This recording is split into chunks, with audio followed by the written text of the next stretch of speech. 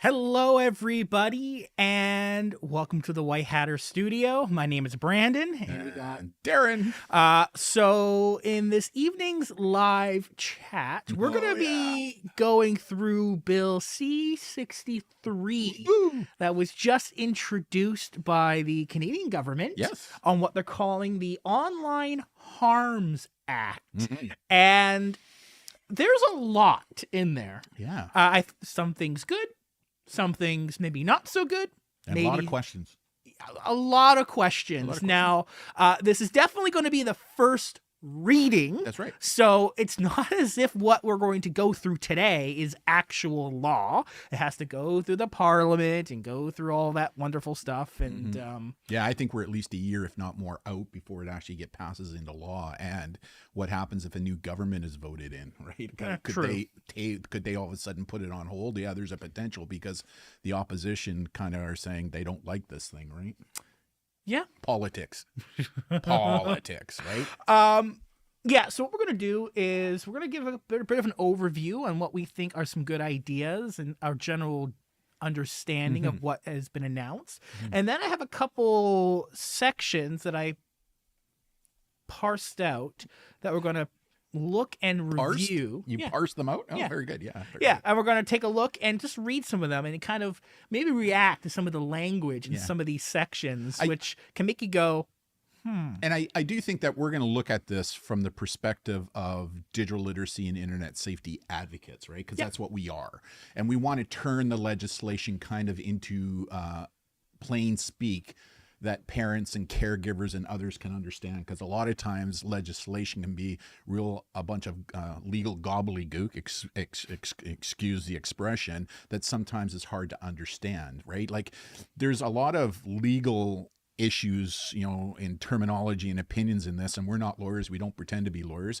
However, we know a number of very reputable lawyers in our country right now that are looking at this, and most of them are giving this a thumbs up. They're saying, yeah, it's pretty good. There still needs to be some fine tuning of it, which we don't disagree with. But I think personally, I think that this act is something that has been needed for a while, and the government has taken its time, and rightly so, to do it as best as they can. But it's the first reading, and I suspect that once it becomes law, the final finished product may look quite a bit different than what was announced today or yesterday, right? Yesterday. And I do hope there are some changes. Yeah, so do I.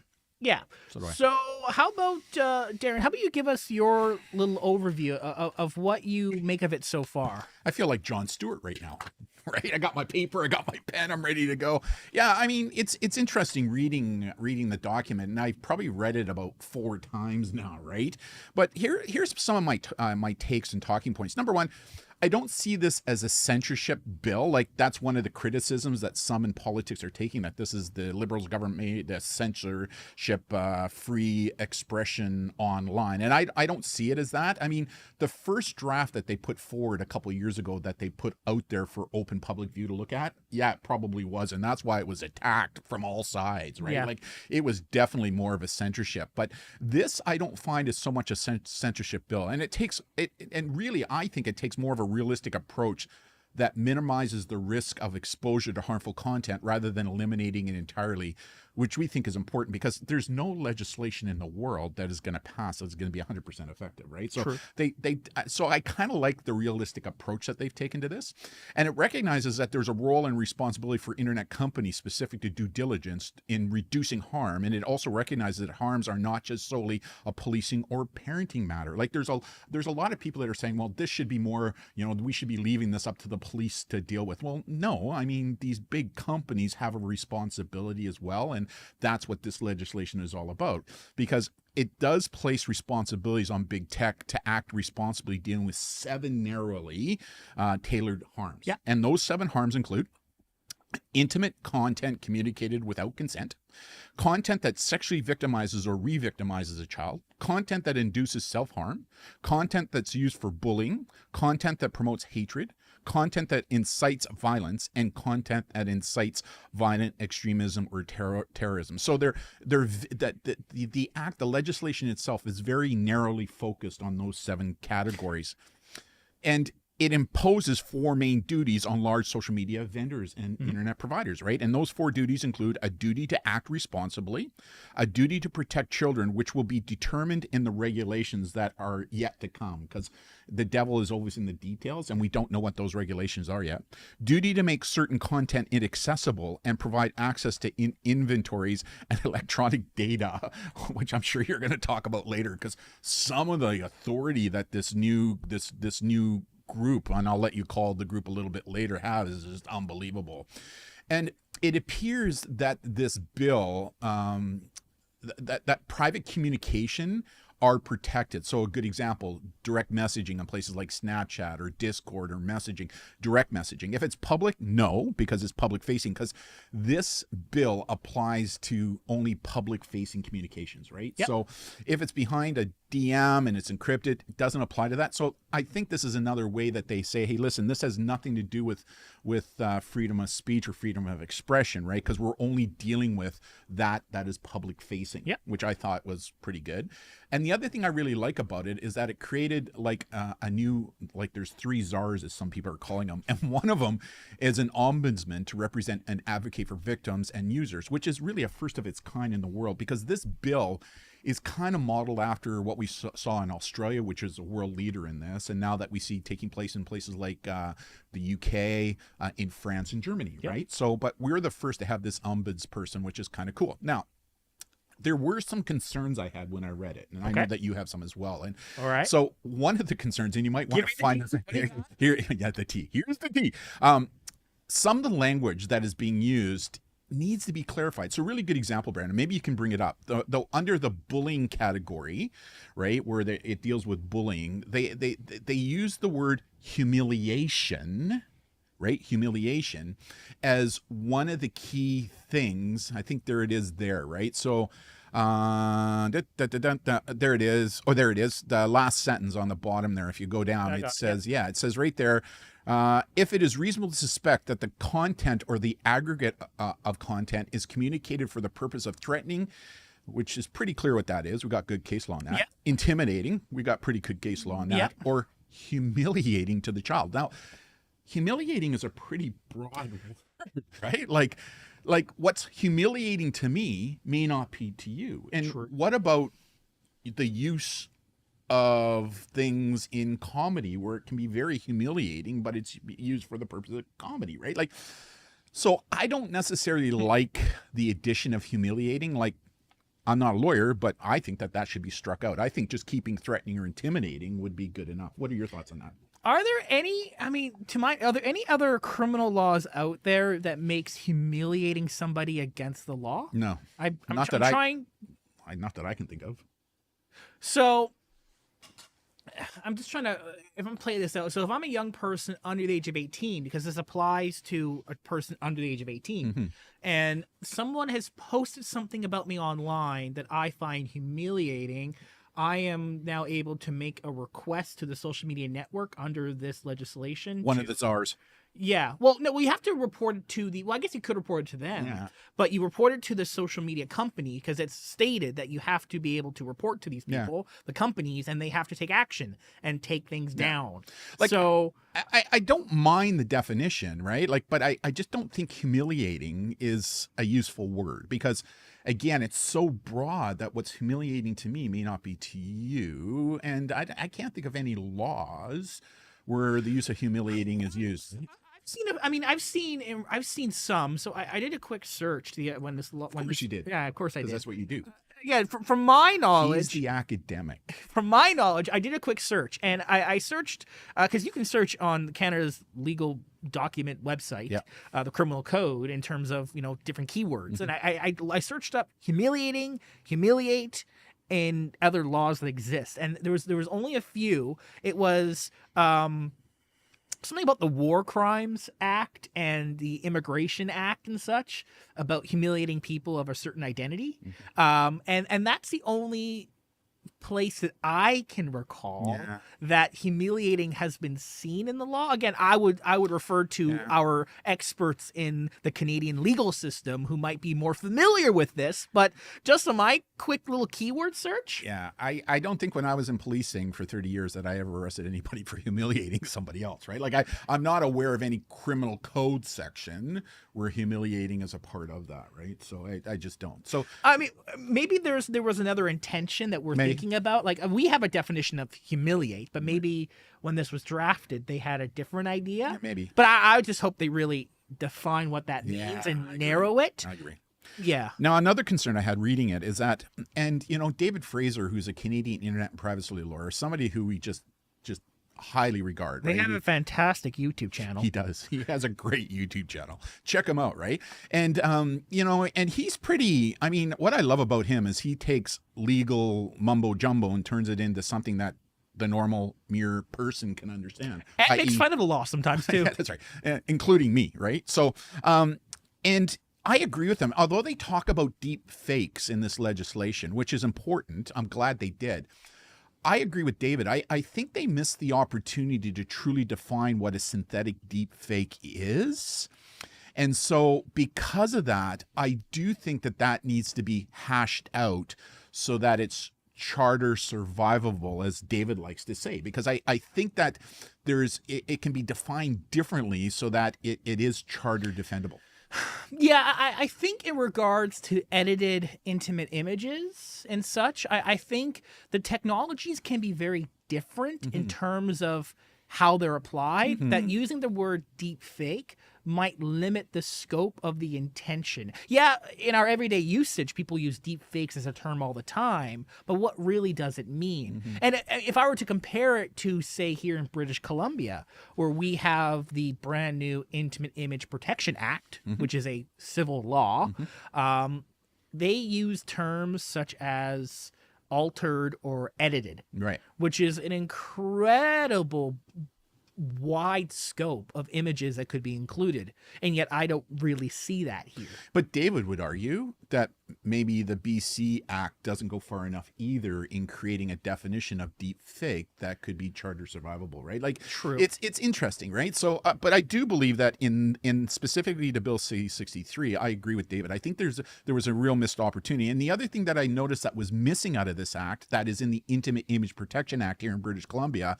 is they do not use the term semi-nude. They only stick with nudes, right? Like, and that concerns me because their definition of nude, I don't know if you have it in your document, but what's interesting about that is you and I both know, and I think what they said is basically if it's the breast, the vagina, the groin, the anus, it has to be a visible private part basically under this legislation. But you and I both know, and having dealt with just hundreds of survivors of this, that sometimes an intimate image may not necessarily depict the private parts, right, where they're covered, i.e. by underwear, bra, negligee, or something like that, but it still would be considered an intimate image, right? So I think that they missed the opportunity because I truly do believe that should be a part of this act. Yeah, I pulled it up here. So I did keyword search of the word nude. It's only used twice, and it's used in this definition. Yeah, there it is. Intimate content communicated without consent.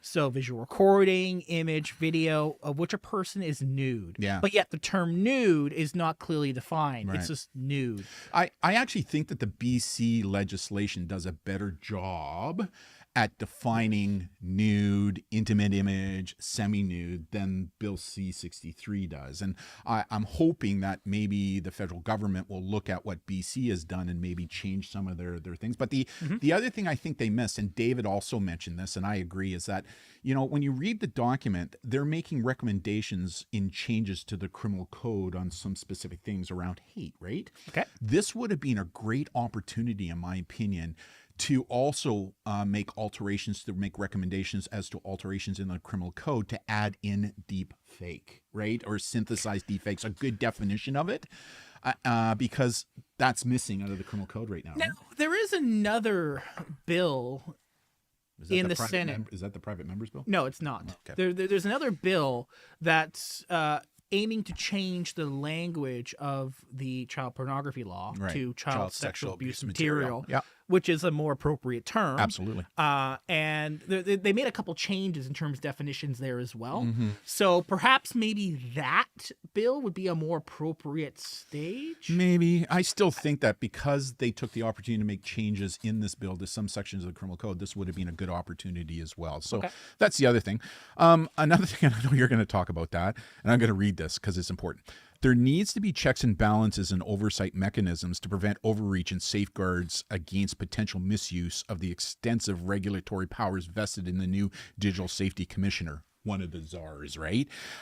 Because that this bill creates, and some are making it and kind of, saying it's very similar to creating a new CRT type of regulatory body. Like some of the powers that are mentioned in this. I'm going to go through those powers later. Like, there's more powers there than what police have, right? So because of that, true. The broad scope of authority bestowed upon the new regulatory body, especially when it comes to the search and seizure, coupled with the potential eagerness of its the adjudicators in enforcing the legislation, necessitates robust legal and public oversight, and this is crucial to prevent the encroachment or mission creep of bureaucratic tendencies that could inadvertently lead to censorship, a use of power that diverges from the bill's intended purpose, in our opinion. That's something I wrote. To Darren's TED Talk. But it's true. When you look at the power, because, these czars, and I kind of like using that. So to clarify who those people are. So under this, the government of Canada is looking to make a couple new offices. That Three. So there's the Digital Safety Commission of Canada. They're going to be new. Czar 1. The Digital Safety Ombudsperson of Canada. Czar 2. And the Digital Safety Office. Czar 3. Right? So the powers that they have that you're going to go over, I know, is unbelievable. And because these czars are going to be basically appointed by the party in power at the time, it could be very political in nature. And so as a result of that, there's a real risk that if we don't have some public oversight of some of these decisions, you could see mission creep of what it is that they're saying that could follow the political windsock of the day, which could affect privacy, security, and all those types of issues, right? Which this bill wants to stay away from that type of mission creep, right? The only sort of way would be through the courts. So a company or a person caught in violation according to their rulings would then make an application to a court going, hey, they said I couldn't do this. I find that against my freedom of expression rights, and then they take it to court. Yeah, I didn't read anywhere in the legislation where that was mentioned. However, the minister today, in one of the interviews I caught that they did say that one of the actions is that any decision from one of these czars could be challenged in court, right? Which makes sense to me, right? Yeah, you can challenge any government action in court. But I still think that there needs to be some type of public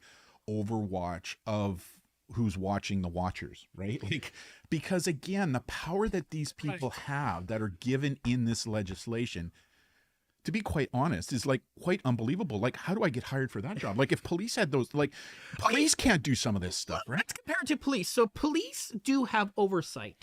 We do. We have a variety. We have the courts. We have the, here in BC, we have the Office of the Police Complaint Commissioner, and we have the Independent Investigation Office. Like, we have like and then internal.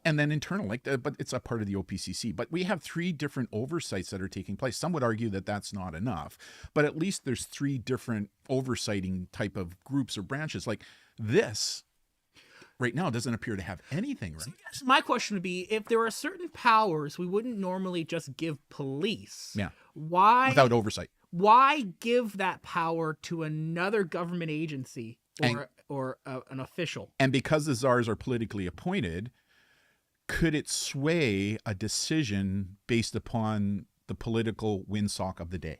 As I call them, political windsocks, right? Like, there's a danger there, right? We have seen the creeping of political appointments in regards to American politics, putting people in certain positions of power in order to sway decisions. I think we've seen that here in Canada as well. I think we have. I think to a lesser extent than down south. That we know of. But I that could be a challenge. Yeah, for sure. Now, some other challenges that I identified. So those are some of my concerns, but some challenges.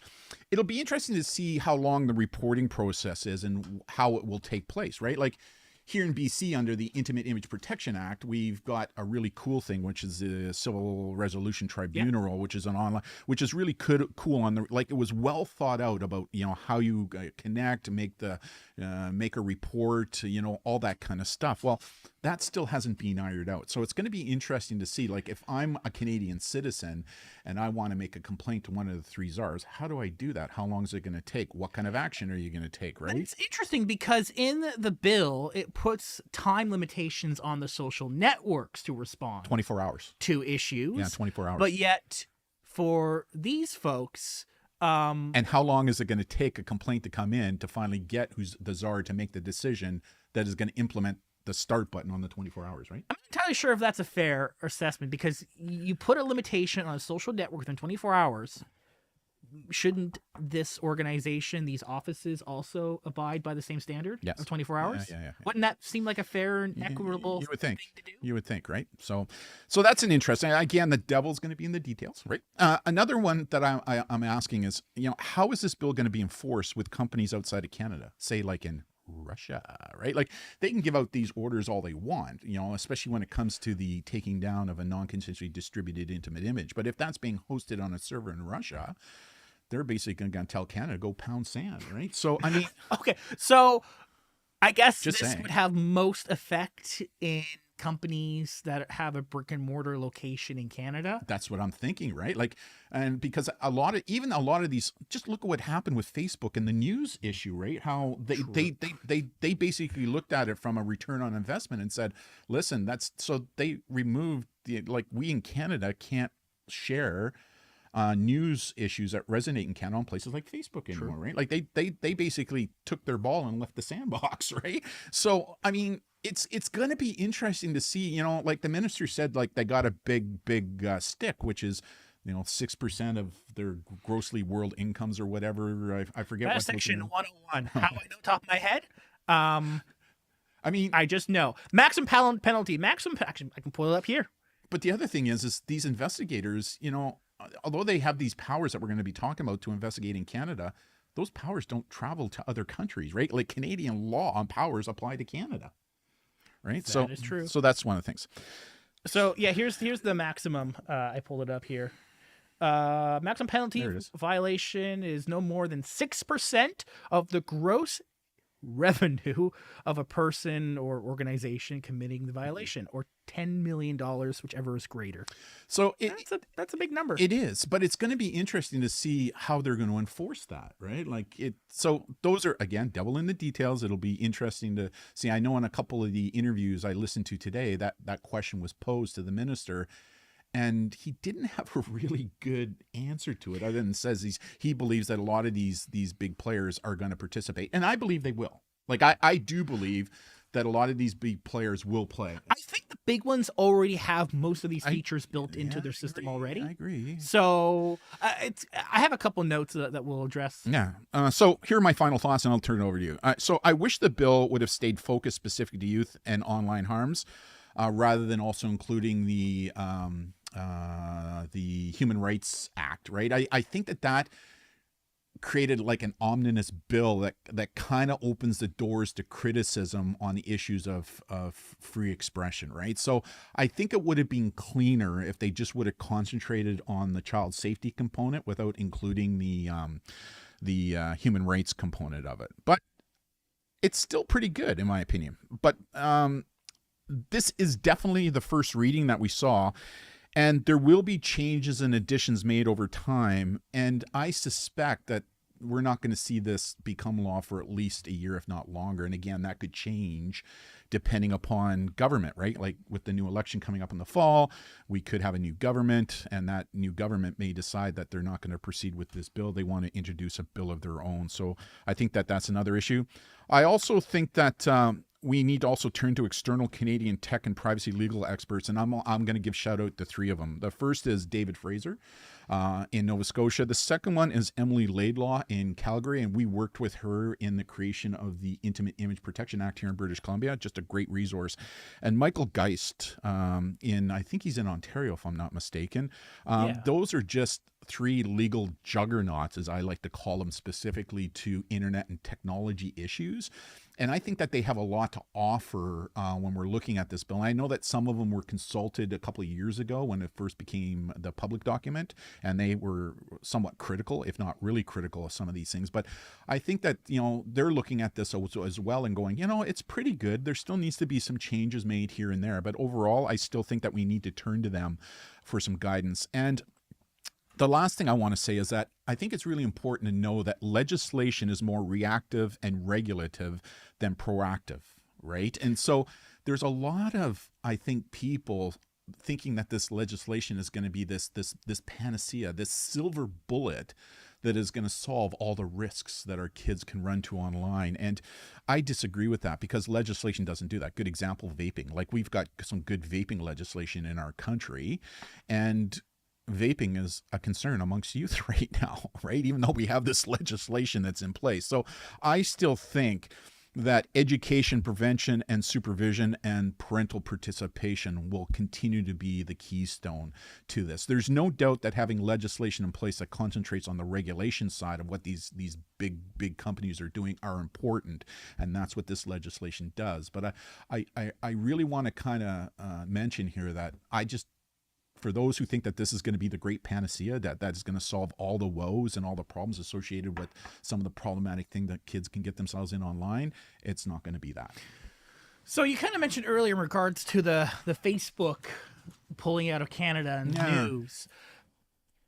Do you think, given how this is written so far, that some online companies that provide a social media sharing content part of their service would consider moving out of Canada? Yes.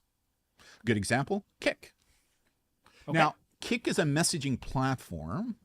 So, you can go private or DM private, right, or public.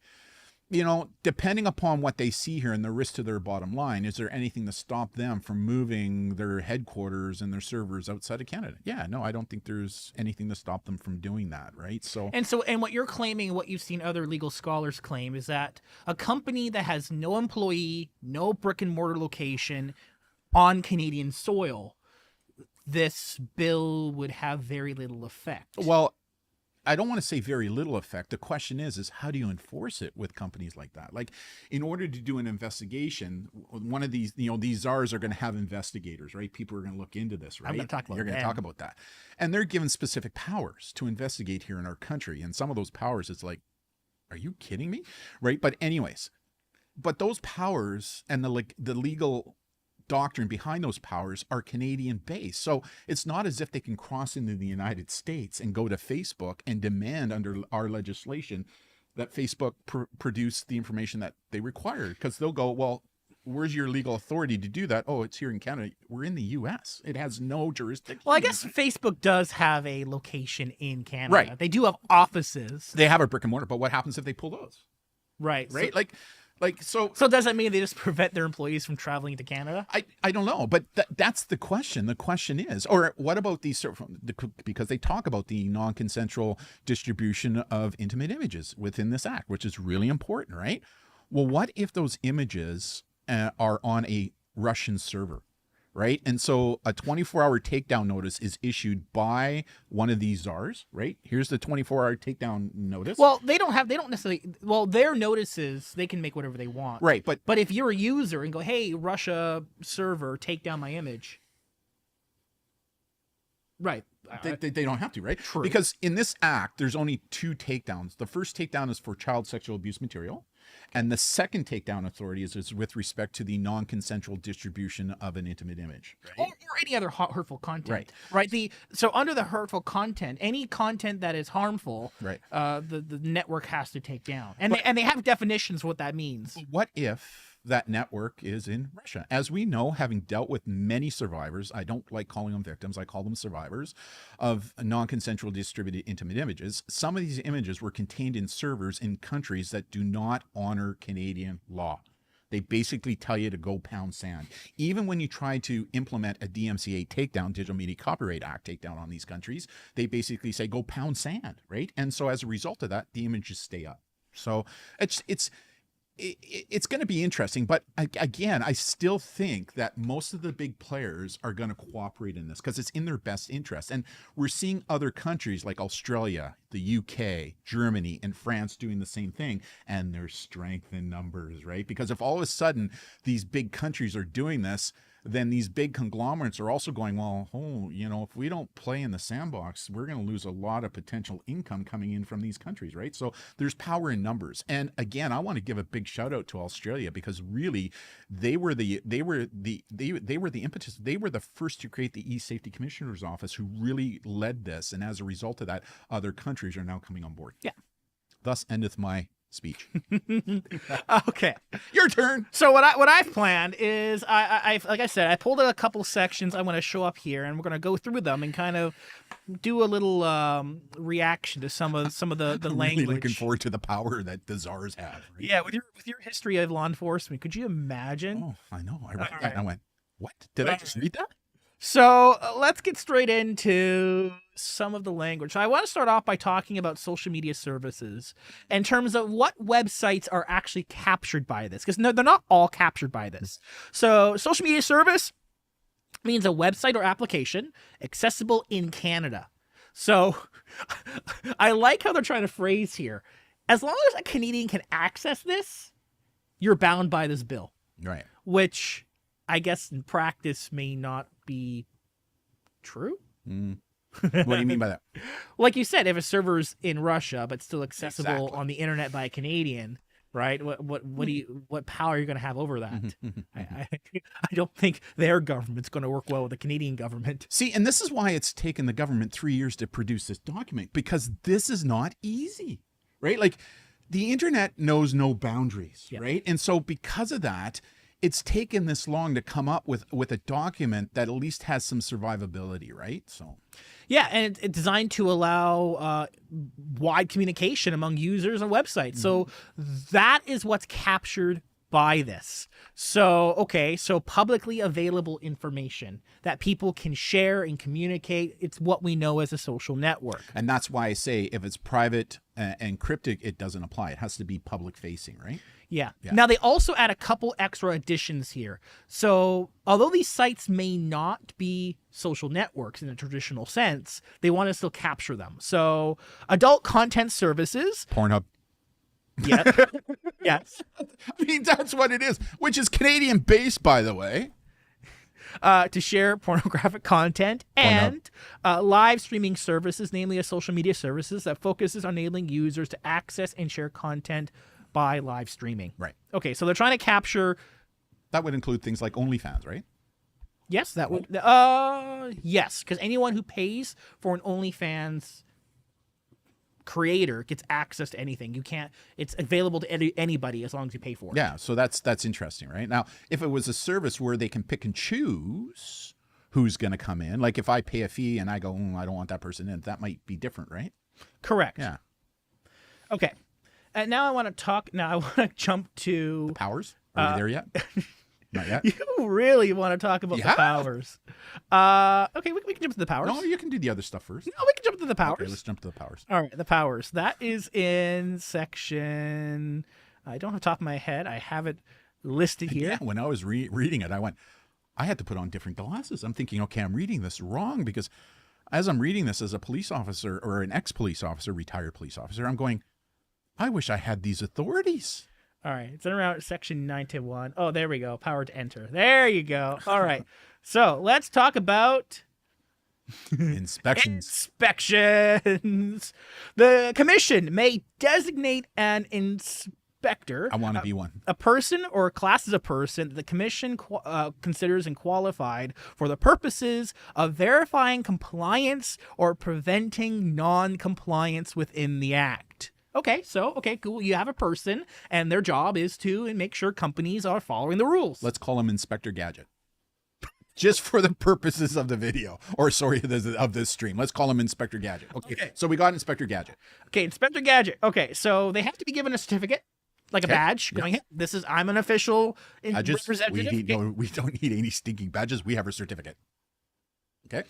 Yes. Okay. Now we have power to enter. Now this one, when I first read it, I had to double take for a second. Okay. So subject to the section, so we have Inspector Gadget. Yeah.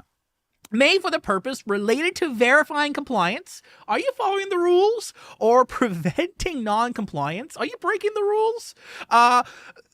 They are allowed to enter any place in which they have reasonable grounds to believe that there is a document or information or other thing that is relevant for that purpose. Now, except a dwelling house. Okay, yeah. So, right? okay. So there's an exception. People are going to start saying they can't enter my house. Yeah, so there is an exception, and that is right here, 92. Okay. Inspector Gadget is not authorized to enter a home or dwelling without a warrant. So okay, that's okay. Could you imagine if the government didn't have that? I know we would have protests in the street. But still, it gives them power to enter any business without a warrant now. I would defer this to our legal experts absolutely. in Canada. We're not lawyers. I'm just reading it and in terms of what's there. Because it doesn't say because they have a specific exemption for dwelling houses where you need a warrant. But yet they don't mention businesses need a warrant. So basically when you're reading that, it says that, hey, listen, if you want to go into Pornhub, you can do so without a warrant to have a look at their stuff, right? And I'm thinking, yep. Okay, well, that's interesting. And by the way, are they going to be sworn in as special constables? Because how are they going to get a warrant and swear a warrant? Like, no, I think Inspector Gadget's just being, hey, I'm the commission. Okay. Here you go. I hire a couple people. Here's your certificate. Go forth and investigate. Okay. All right. So, yeah. Could you imagine if police were given that power? That an officer can go into any place that's not a home without a warrant and, yeah, okay. Now, there is an exception for policing, whereas if it's exigent circumstances, right? Okay. Like a person in danger of life and that kind of stuff, yes. We can enter without warrant. But that's a pretty high bar, though. It is. But other than that, even if I'm going to enter a business to do a search, I need a warrant, right? Okay, so here's another one. Okay, Inspector Gadget is considered to have entered a place if they access it remotely by means of telecommunications. So they could be in their office and am I reading this right? They can go, hey, can I have access to your system remotely? Yeah. Is that what that means? I think that's what it means. Is that what I'm reading? Like, that's kind of what I'm reading. Again, I'm going to leave that up to the lawyers to sit with them. So if I'm applying those two together, they can enter remotely or physically any location that they deem that they have reasonable grounds. Or an offense is being committed or a violation of the act. Or checking for compliance. Right. Like as you can see, this is why I think, and I know you're going to get into more here. This is why I think there needs to be some oversight on this, right? Because the amount of powers that Inspector Gadgets will have under this act is significant. Now, there are some limitations for telecommunications. You have to actually let the company know that you're going to be doing this. Okay, that's cool. And basically, you can't be doing it longer than necessary. Okay, so how long is that notice need to be given? Does it say you have to do it within 24 hours? Or how about if I phone you in a minute and go, hey, just to let you know in 5 minutes I'm coming in to have a look. Is that notification? Okay. Here are the other powers. Okay. All right. Inspector Gadget. Right. I like that name. I know. Inspector Gadget may, for the purpose of the section, examine any document or information that is found in a place, copy it, whole or parts of it, and take it and examine it. Okay. Okay? That makes sense. Examine any other thing that is found. I like the word thing. Yeah, like what is a thing? I love that. It's just anything, I guess. Found in a place and take it for examination. Okay. Use or cause to be used any computer system at the place to examine any document or information found in the place. So they can go to a place, any place that's not a home dwelling, and examine the computers, okay? And any copying equipment like copy machines. Okay, and then you have duty to assist. The owner or person in charge of the place and every person in the place must give all assistance that is reasonably required to enable the inspector to examine, to exercise their powers, or to perform their duties and functions under the section. Wow. So wait, you can't stop and go, give me a warrant? You can enter my premise unless you have a warrant. Or what happens if I say to him, I wish to speak to my lawyer first? Yeah. Because this potentially could lead into legal consequences. So before I'm going to participate or do anything that may incriminate myself, I want to speak to my lawyer first, as per the Charter of Rights. So police have oversight. So if a police officer does something inappropriate or they overuse their powers, you have people to check and make sure and investigate and take action. The courts, the police public complaints process, those types of issues. So who are these Inspector Gadgets? Yeah, and who's going to be overseeing them, right? But again, when I read that, where it says the owner or person in charge of the place and every person must give assistance that is reasonably required, well, again, if it could lead to potential legal jeopardy on my part, before I even think about doing any of that, I'm speaking to my lawyer first. And if my lawyer says, don't say or do anything, then I'm going to follow, because that's the charter gives me those rights. Yeah, Right? people are going to say, well, this is a business. Businesses shouldn't have those rights. Yeah, you should. Right? This is not Russia, right? Like, as a business owner, I've got rights as a business owner. And if I'm going to have an Inspector Gadget, and by the way, it also says in here that they can have the police go with them, right? Okay, so accompany individual. Right. So an Inspector Gadget may be accompanied by any other individual that Inspector Gadget believes is necessary to help them exercise their power or perform their duties and functions. So the Inspector Gadget, under their own agency, can choose, I'm going to bring this police officer along. We're going to enter this building without any warrant. Come along with me, police officer.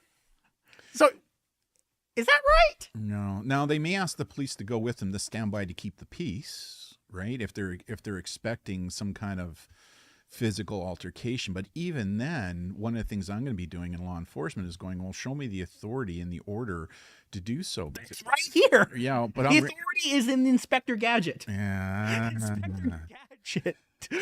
Yeah. You know? See, this is where I sent you a gift the other day. Remember Judge Dredd? Yes. The law. Yeah.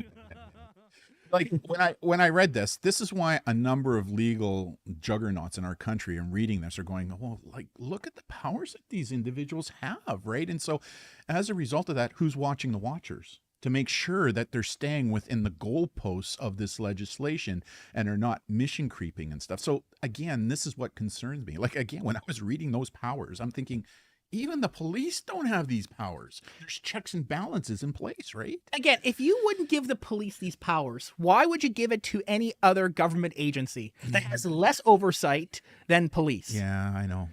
That's it's concerning, right? So. Yeah. Okay.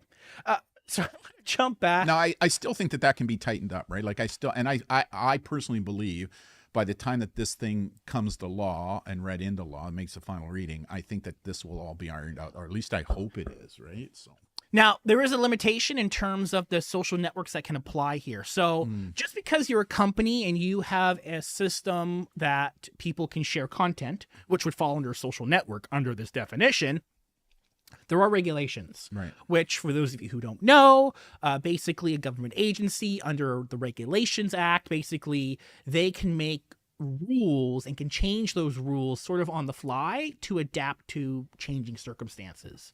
And there are some criticisms on how much reliance governments seem to use on regulations, right, and if those regulations should be made public along with this stuff. So official opposition can make proper arguments, because it's hard for opposition to argue on something that doesn't yet exist.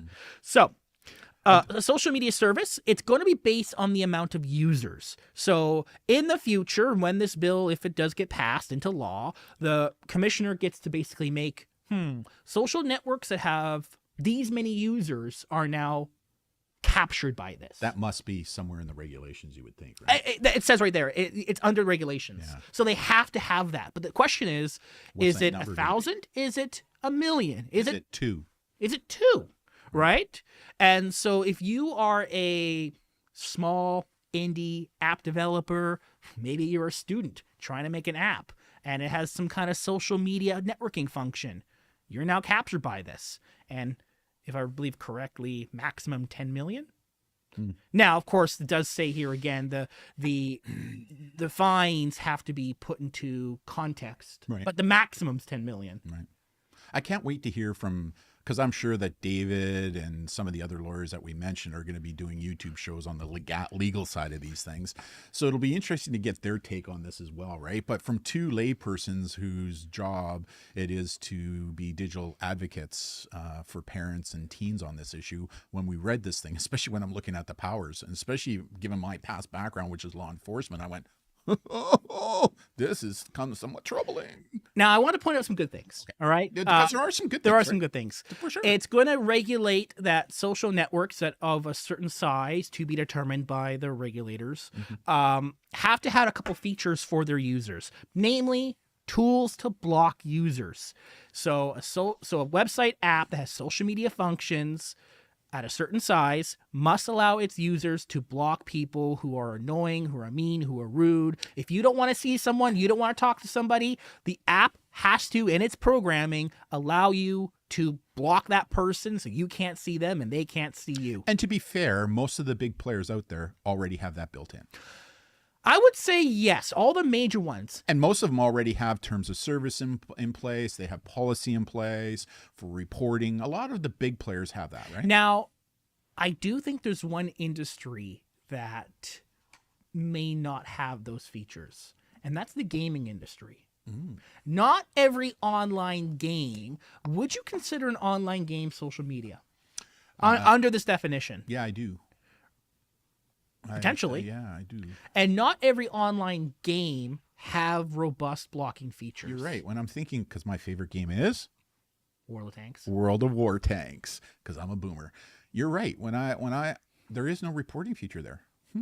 Interesting. And because To block somebody. no, So that they can't join your server and play. and in that game you can have multiplayers all playing as a team doing stuff where you're talking to one another, and interesting. So I thought of that the other day because I was playing Nightingale the other day, and I was like, oh, okay, cool. And you can join a party and you can report somebody for violating rules, but I couldn't Block them? block anybody from what I could tell. Interesting. So I'm Whereas on places like Instagram or Snapchat, you can block, you can delete, right? yeah. Interesting. That's Well, that's a good thing. Yeah, Yeah. for sure. Like I said, there. If you look at the overall bill itself, it's pretty good, right? But there's definitely things that need to be tightened up on, right? Another tool that has to be added is a tool to process and flag harmful content. So an app of a certain size with social media functions has to have abilities for users to report harmful content. And again, to be fair, most of the big players have that already. However, keep in mind harmful content includes children being humiliated, That they're which most social platforms do not necessarily consider, in my experience, as violation of their terms. yeah, and humiliation again. There's that difficult word, right? What does that mean? What does that mean? Right? I feel embarrassed because you posted a picture of me eating a sandwich. I don't know, whatever could happen. You don't like it. You feel humiliated. We were dealing with the situation. I was just dealing with the situation the other day where a teen connected with me and said that there's another student at their school using a picture that they took consensually, not a nude, just a regular school picture 2 years ago, and they're using it to make fun of them online, right? Like that would probably fall under the humiliation factor. But is that truly bullying? I think that's rude, mean, or disturbing behavior. I don't necessarily think that's bullying behavior, right? So. Also, there's a couple. To expand on that, not every platform does this. You make a report and you hear nothing from them. Yeah. This requires the program, the network, the app in order to actually engage with you and make you informed, going, hey, we got your request, we got your report, and if they're taking action, and if not, kind of what's going on. So a feedback format. You send in a report, they send you back something saying we received your report. Somebody will be getting back to you at a later time. Yeah. Some do that, not all of them. Yeah. And also communicate to the users who actually did potentially violate, let them know, going, hey, there's... So I like that, making people being more informed. Right. And I think some apps are doing that. I think apps like TikTok, for example, when you break their terms of service, they do tell you, hey, you broke community guidelines and such. So Although not every platform gives you specifics. Right. If they do interact with you, and I think based on this under Section B, it kind of you have to identify the type of content. Right. So you can't just say you broke our terms of service. You have to actually point to you said hurtful content because it was humiliating or Right. whatever term they said. Show me the evidence, right? Yeah. I mean, which is the other thing, because I think this act, I don't know if you're going to talk about it, they don't need to follow evidentiary rules. Right? Okay, I'll talk about that as well. Another tool that's being regulated is a resource person. See, this one is going to be interesting because this is going to cost platforms money, right? An operator, a social networking company, must make a resource person available to users of their service to hear users' concerns with respect to harmful content on the service or with respect to measures the operator implements in complying with the act. Right. Direct users to internal and external resources to address their concerns and provide guidance to users with respect to those internal resources. So you have to have a live agent available to users on the platform. Yeah. How many social networks right now today currently have live agents? Now, what's interesting, maybe it could be regulation. I don't see any timelines. So you have a person available, but there's no timeline in terms of when they have to respond to you. In fact, we're seeing a lot of these platforms decreasing the number of people that are being assigned to public safety. And like good example, X is a good example, right? And I forget what other platform just recently said that they're downsizing. Maybe it was Meta. We're downsizing their size of their groups that are specifically there to enforce rules and regulations and all those types of things. Last year, some report, I don't remember which news outlet it was, but last year was an extremely high year for tech layoffs. Right. Just because of economics and, well, the world we live in today. Yeah. So, and usually those people are the first to go. Yeah. So, okay, so they have to have a live agent available. Yeah. How that functions and timelines there, not exactly very clear. Yeah. And that's going to add cost to the platforms, right? Because now they have to have a person on there 24/7. Could they just have one person? 24/7? I don't think, well, the bill doesn't say you have to have somebody, a certain number of people, just as a person. Maybe I'll use AI so it looks like a real person. You have one person in a small office somewhere going, okay, you are responsible for the millions of people on the platform. We are now in compliance of the bill. Right. Like, yeah, I mean. So, yeah. I mean, could there be ways around that? Maybe. Possibly. Maybe. Now, I also like this digital safety plan. Yeah. So now most social networks have a terms of service, which kind of, I would assume, would capture what the objective is here. I agree. But the operator has to provide a plan to the commission and make it public on terms of the steps that they're taking, in terms of data, in terms of they have to make reports on how hurtful content they're finding and removing. Yeah. So adding more transparency and kind of making sure they follow through with their plans. Yeah. And I think, again, to be fair, a lot of the big players already are kind of doing that. They may have to fine tune a little bit to meet the regulations here in Canada, but most are already doing that. Yeah. Any others? Yeah. So content flagged by a user, so that users for content flag that they have to basically respond to that. Yeah. Okay. Duty to make certain content inaccessible. So this is, they found something that's harmful under these definitions. What do they have to do? Well, this is the period in terms of timeline. For the purposes of the section, period of 24 hours. Right. So if I do something wrong and Inspector Gadget notifies me I've done something wrong, then I've now got 24 hours to take that down. Right? Yeah. Yeah. The question is how long is it going to take from me as the Canadian citizen reporting it to the czar, who then designates it to Inspector Gadget to investigate, to then make a decision that, yes, this is in violation, to then issue the 24-hour warning. Yeah. Yeah. And what's that process going to look like? Again, devil in the details. Okay. I like this one. Dun, dun, dun, dun, dun, dun, dun, dun. Inspector Gadget. Dun, dun, dun, dun, dun, dun. Rules of evidence. Oh, yeah, this one, I read this and I went, say what? The commission is not bound by any legal or technical rules of evidence. It must deal with all matters that come before it as informally and expeditiously as the circumstances and considerations of fairness and natural justice permits. Say what? They don't have to follow any technical rules of evidence. That's brutal. So what do you think is going to happen now if they don't? And now I'm going to go, hey, court, can you please review this? The courts are going to look at this and they're going to toss it because the decisions weren't made on any kind of rules of evidence. My opinion, I'm not a lawyer, but hello, lawyers that are going to be talking about this. I'm sure you're going to talk about that issue right there. Like, are you kidding me? Like, there needs to be rules of evidence that these czars and these inspectors need to follow. So they have no oversight. They can go pretty much anywhere they want except homes. Demand any data. People have to provide it to them. And in terms of their decisions, they're not bound by any legal or technical rules of evidence. That's, like I said, again, I just think that this is fraught with so many. Doesn't Canada have a completely massive legal framework for rules of evidence in court? Yeah, we do, right? Like the best evidence rule, and it's again, we're not lawyers, and I'm sure the lawyers who may be watching this or will be talking about this down the road are going to point at this and go, "This is an issue." Okay, and lastly, imprisonment. If an operator or individual, as the case may be, is convicted of an offense, no imprisonment shall be imposed in default of payment of any fine imposed. And so, in other words, if you fine me and I don't pay the fine, there's no consequences, right? I'm not going to go to jail because of it. Oh well, right?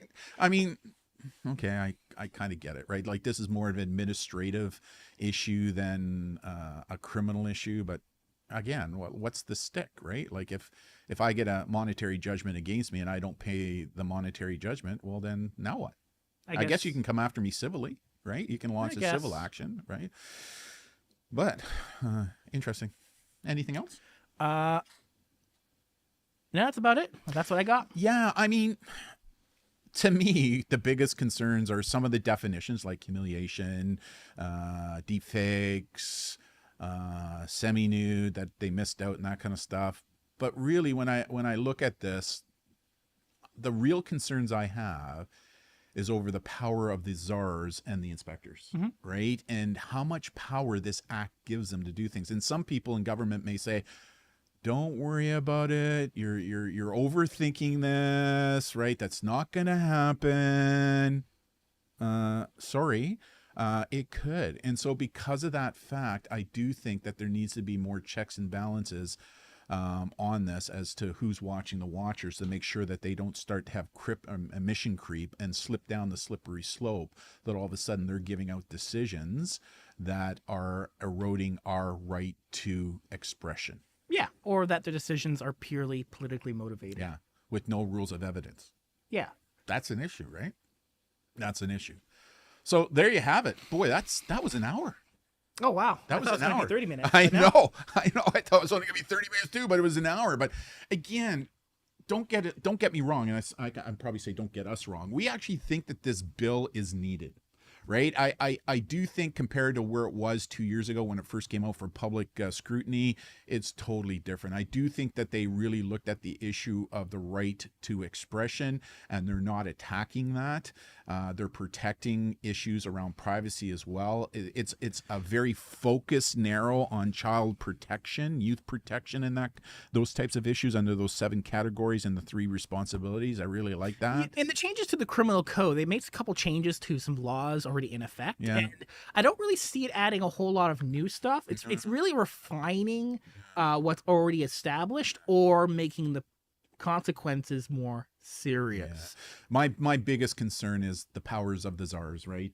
As I like to call them, the 3 commissioners that they're now appointing and the powers that they then give to the inspectors who are going to be looking at this and enforcing.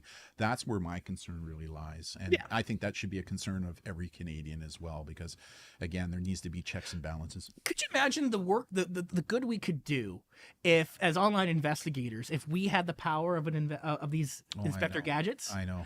I'm not saying we should have that power, but the things that we could do. Yeah. I also want to emphasize and echo once again that this legislation should not be seen to be the silver bullet, right? Like it should not be seen to be it's going to solve all the woes to keep our kids safer online. It has a part to play for sure. But I still think that the biggest factor here is the education and parental participation, communication, overwatch, modeling, allowing the child to have some age-appropriate agency with age-appropriate technology under the guidance of, that's where it really lies, right? But there's no doubt that the time has come that we needed to put more responsibility on the internet service providers and the social media vendors to take more responsibility as well, right? And so that's where I think that this act really is aimed and designated for, and so context is important on that issue. I agree. Thank you for joining us, and thank you for watching the video on demand afterwards and for replay, and I will definitely keep an eye on this as things develop. And believe it or not, I wrote an article. You have? And that article is going to go live right after this YouTube goes live, right? So fantastic. Alrighty, check that out. Bye-bye for now. Have a great night, everybody.